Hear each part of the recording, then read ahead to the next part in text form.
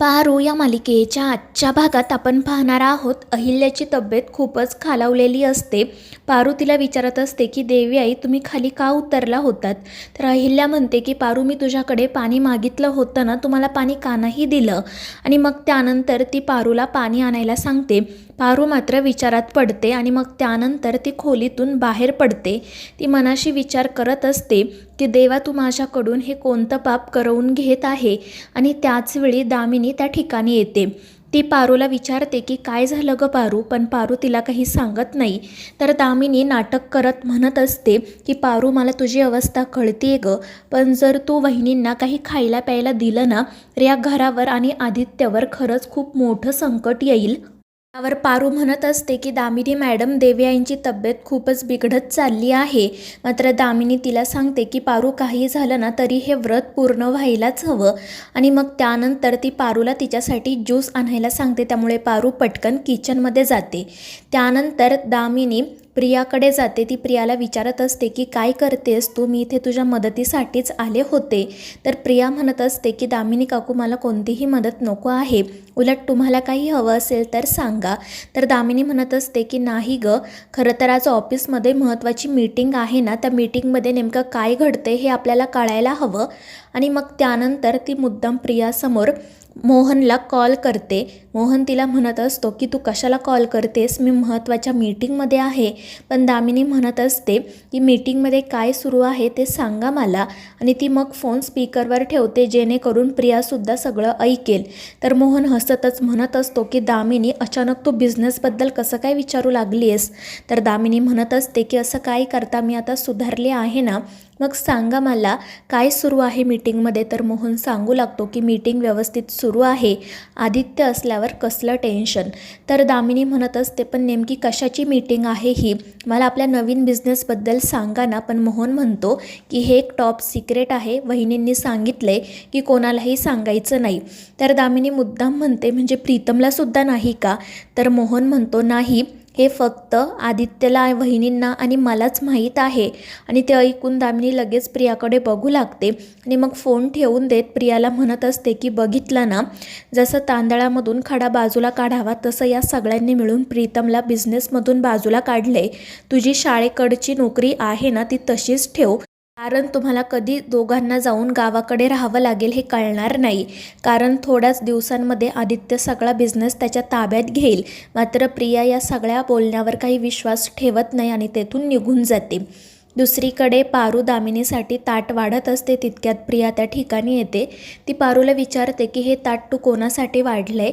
Ahilya madam तर फक्त आज वरण भात खाणार आहेत. तर पारू म्हणते की मी हे ताट दामिनी मॅडमसाठी घेऊन चालली आहे. तर प्रिया म्हणते ठीक आहे, मग मी अहिल्या मॅडमचं ताट वाढते. आणि मग ती अहिल्यासाठी वरण भाताचं ताट वाढते. तर पारू पटकन तिच्या हातून ताट हिसकावून घेत म्हणते की मी अहिल्या देवींना नेऊन देते. मात्र प्रिया म्हणत असते की त्यांना स्वतःच्या हाताने खाता नाही येणार, भरवावं लागेल. तर पारू म्हणू लागते की मी त्यांना भरवते आणि ती दोन्ही ताटं घेऊन तेथून निघून जाते. आणि तिच्या अशा वागण्यामुळे प्रियाला वेगळंच काहीतरी वाटतं. दुसरीकडे दामिनी अहिल्याच्या खुर्चीवर बसून जेवणाची वाट बघत असते. जेव्हा पारू ताट घेऊन त्या ठिकाणी येते तेव्हा ती पारूवर खूप चिडते आणि तिला एवढा उशीर का झाला ते विचारते. त्यानंतर जेव्हा तिचं ताटाकडे लक्ष जातं त्यावेळी तिच्या लक्षात येतं की पारूने फक्त वरण भात आणलंय, म्हणून तर ती अजूनच चिडते. तर पारू म्हणत असते की हे ताट प्रिया मॅडमने अहिल्या देवींसाठी वाढलं होतं, मात्र व्रतामुळे मी हे इकडे घेऊन आली आहे. आणि ते ऐकून दामिनी म्हणते ठीक आहे, मग आज मी वरण भातच खाते, पण लक्षात ठेव तुझ्या देवी आईंना काही खायला प्यायला देऊ नको. आणि त्यावर पारू हो म्हणत तेथून निघून जाते. पण तितक्यात प्रिया त्या ठिकाणी येते.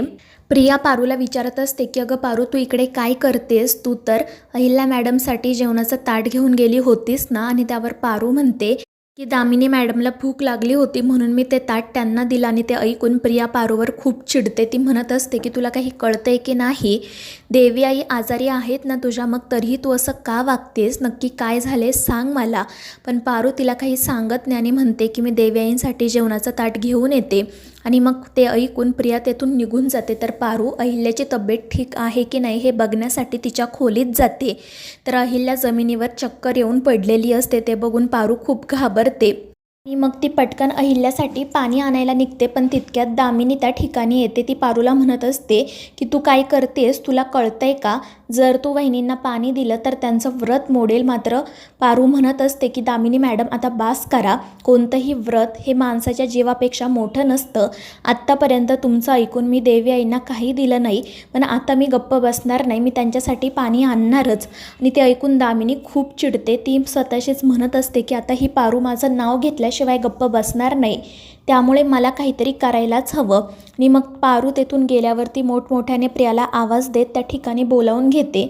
आणि जेव्हा प्रिया त्या ठिकाणी येते तेव्हा अहिल्याची अवस्था बघून तिला मोठा धक्काच बसतो.